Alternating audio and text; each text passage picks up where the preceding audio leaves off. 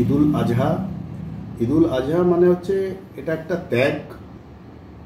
ঈদুল আজহা এটা আমরা যুগ যুগ থেকেই পালন করে আসছি। ঈদুল আজহাকে আমরা বকরিদও বলে থাকি।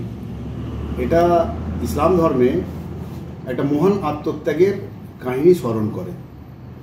হজরত ইব্রাহিম আলাইহিসসালামের মহান আত্মত্যাগ, তার প্রিয় পুত্র ইসমাইল আলাইহিসসালামকে তিনি যখন কুরবানির উদ্দেশ্যে প্রস্তুত হয়েছিলেন, তখন ফেরেশতা দ্বারা প্রেরিত দুম্বাকে কুরবানি করা হয়। এই কথা স্মরণ করেই, এই কাহিনী স্মরণ করেই কুরবানি। মহান আল্লাহ রব্বুল আলামিন তিনি ইব্রাহিম আলাইহিসসালামের প্রতি সন্তুষ্ট হয়ে তিনি এই দুম্বা প্রেরিত করেছিলেন। দেখুন, এটা যুগ যুগ থেকেই হয়ে আসছে। আর এই কুরবানি মানে আমরা শুধুমাত্র বুঝি যে এটা মনে হয় একটা শুধু কুরবানি, একটা পশু কুরবানি, কিন্তু তা নয়। কুরবানি মানে হচ্ছে সেখানে আপনি আপনার নিজের ত্যাগ, লোভ, আত্ম অহংকার সবগুলোই এটা কোরবানির একটা প্রতীক। তো সেই হিসাবেই আমি ধর্মপ্রাণ মুসলিম ভাইরা যারা কুরবানি করবেন তাদের উদ্দেশ্যেও বলবো যে আজকের দিনে দেখুন, এই কুরবানি এটা একটা বড় উৎসব। তো সেই দিকে লক্ষ্য রেখে আমি প্রত্যেককে বলবো যে এলাকায় নিজেদের কুরবানি নিজেদের জায়গায় আপনারা করবেন। সেটা সব রকমভাবে সামাজিক ব্যবস্থাপনা ঠিকঠাক রেখে প্রশাসন সহযোগিতা করছে সর্বক্ষেত্রে। সেই ঈদ বলুন, মহরম বলুন, দুর্গাপুজো বলুন, সমস্ত ব্যাপারেই প্রশাসন তার সহযোগিতা আমাদের কাছে থাকে। হাওড়া গ্রামীণ জেলার প্রত্যেকটা থানাতে পুলিশ প্রশাসন সমন্বয় সভা ঈদুল জোহা বা বকরিদ উপলক্ষে করেছেন। আমি সেখানে একটা কথাই বলবো যে কুরবানির দিন অন্তত পক্ষে হাওড়া গ্রামীণ জেলার সমস্ত মানুষের কাছেই আমার এই বার্তা থাকবে, আপনারা যে সমস্ত কুরবানির মাংস এগুলো আপনারা এক জায়গা থেকে আরেক জায়গায় আপনারা যে বিতরণ করে থাকেন, তো সেগুলো আপনারা ভালো করে প্যাকেটজাত করবেন এবং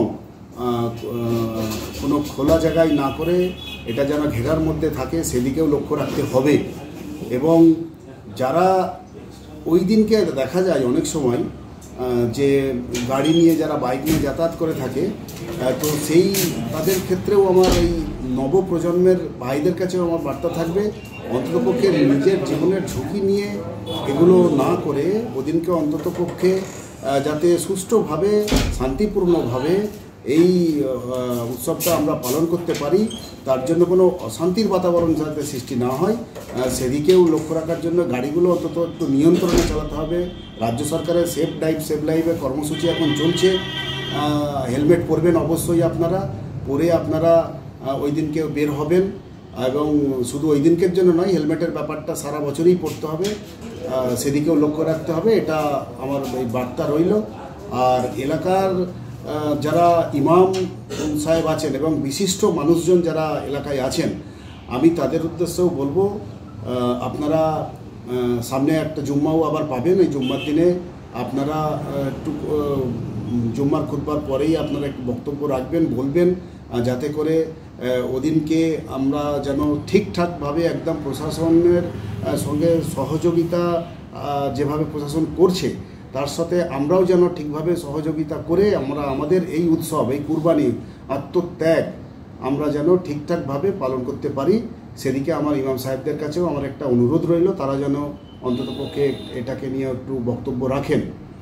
আর একটা বিষয় যেটা হচ্ছে, অনেক সময় দেখা যাচ্ছে এই পশু যে অস্থায়ী হাটগুলো হয়েছে সেখানেতে প্রশাসন নজর রেখেছে, তবুও আমি বলবো যে সেইখানেতে ঠিকঠাকভাবে ঘেরার মধ্যে রেখে সেখান থেকে পশুগুলো বিক্রি হচ্ছে, সেখানে যেন কোনো রকমের অন্যায় না হয়ে থাকে। অনেক রকম ঝামেলা সৃষ্টি হয়ে থাকে, সেদিকেও প্রশাসন লক্ষ্য রেখেছে। আমি তাদেরকে আরও একটু বেশি করে লক্ষ্য রাখার অনুরোধ রাখবো।